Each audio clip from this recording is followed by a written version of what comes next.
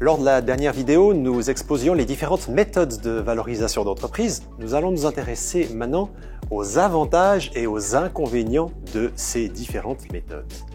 Tout d'abord, la valeur substantielle. C'est une méthode simple, souvenez-vous, elle se base sur la valeur des actifs au bilan d'une société, c'est son plus gros avantage.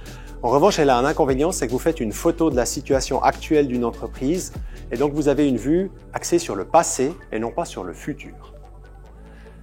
La méthode basée sur la valeur de marché, elle a également pour avantage d'être simple, particulièrement si vous devez évaluer une société cotée en bourse, parce que vous regardez quel est le cours de son action.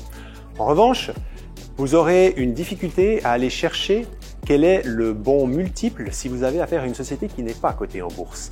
Vous devrez définir si on évalue une société à 5, 6, 7 ou 10 fois son résultat avant intérêts et impôts, et la définition du multiple n'est pas toujours évidente.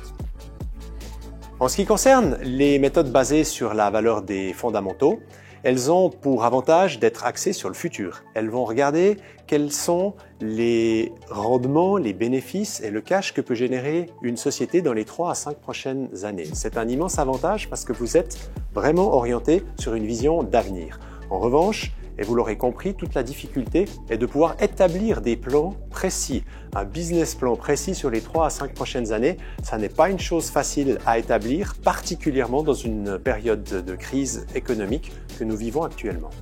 Ces méthodes sont réellement le juge de paix de la valorisation d'entreprise. Elles sont assez indispensables et ne pas évaluer une société ou omettre cette méthode lors de l'évaluation d'une société serait une erreur. Pour conclure, choisir la bonne méthode de valorisation d'entreprise n'est pas simple. Armez-vous d'un bon spécialiste.